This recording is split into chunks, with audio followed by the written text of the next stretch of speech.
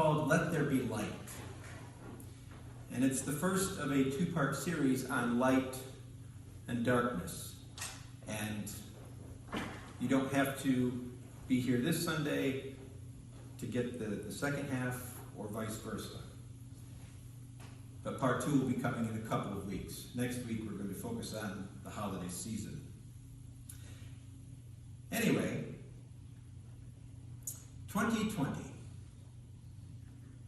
It's been one of those years where the light and darkness in our lives has perhaps been thrown into especially sharp contrast. Who would have thought this time a year ago that the world would be where it is today? And as we approach the winter solstice, the longest night of the year, we perhaps feel an added sense of dreariness and depression with all we have experienced over the past several months. None of us have been unaffected. At the same time, we can take comfort in the knowledge that the days following that will then start getting longer as the light returns.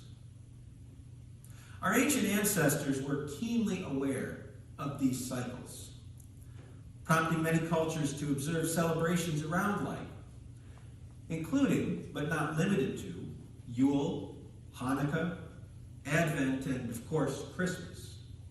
In fact, the date of Christmas was chosen not because it corresponded to the actual birth of Jesus. Shepherds would not have been out tending their flocks in the fields in December in the Middle East. The date was chosen because it had long been the Roman celebration of Sol Invictus, which honored the sun god. It is no accident that these observances coincided with a period of long, dark nights. Festivals of light can be found across many of the world's religions and cultures. But for our purposes today, I'd like to focus on the Judeo-Christian tradition because it is arguably the one with which we are most familiar. And that tradition is filled with images of light. God begins the creation by separating light from darkness. When God appears to the prophet Moses, it is in the form of fire. The light of a star guides the Magi to the place of Jesus' birth. And in the Gospel of John, Jesus is referred to as the light of the world.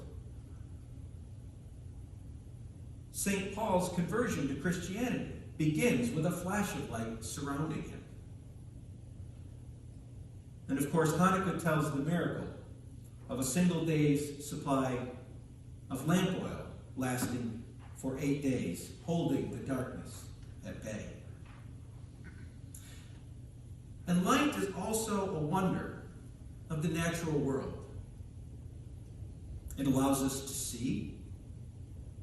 It intrigues physicists because, to my knowledge, there's nothing else that does this. I did a little side research, but light behaves as a wave and a particle at the same time. And that fascinates physicists because it's, again, something that nothing else in nature does.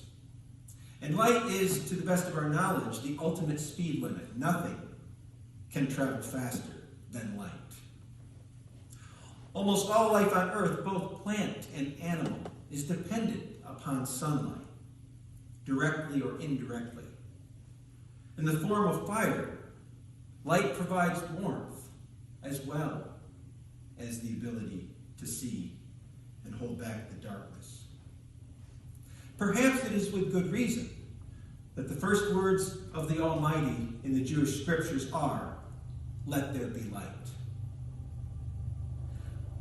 But in a symbolic sense, certainly in the context of this season and what's going on in our world, light can perhaps mean even more. There's a passage found in the 5th chapter of the Gospel of Matthew that I want to share with you. Jesus is with his followers, and he says, "You are the light of the world." A city set upon a hill cannot be hidden, nor do people light a lamp to put it under a basket, but on a stand, and it gives light to all in the house. In the same way, let your light shine before others, so that they may see your good works and give glory to your Father who is in heaven.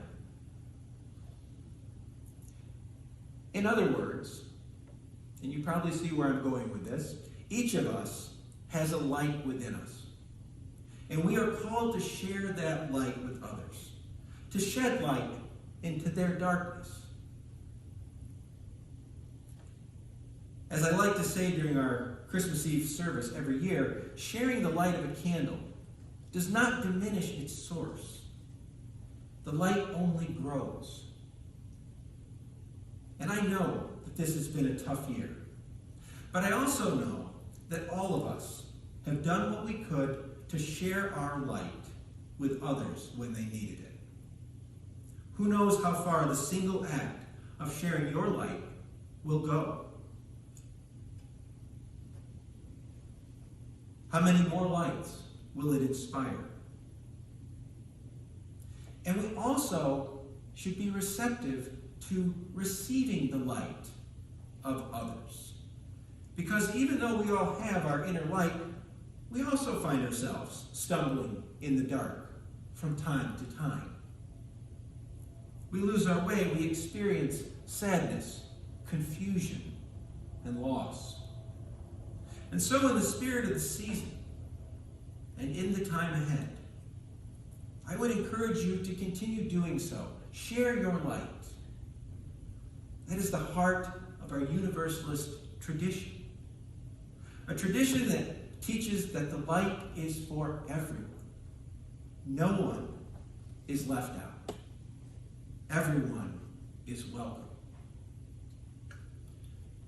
John Murray, the father of American Universalism, perhaps said it best. You may possess only a small light, but uncover it. Let it shine. Use it in order to bring more light and understanding to the hearts and minds of men and women. Give them not hell, but hope and courage. Do not push them deeper into their theological despair, but preach the kindness and everlasting love of God. May it be so.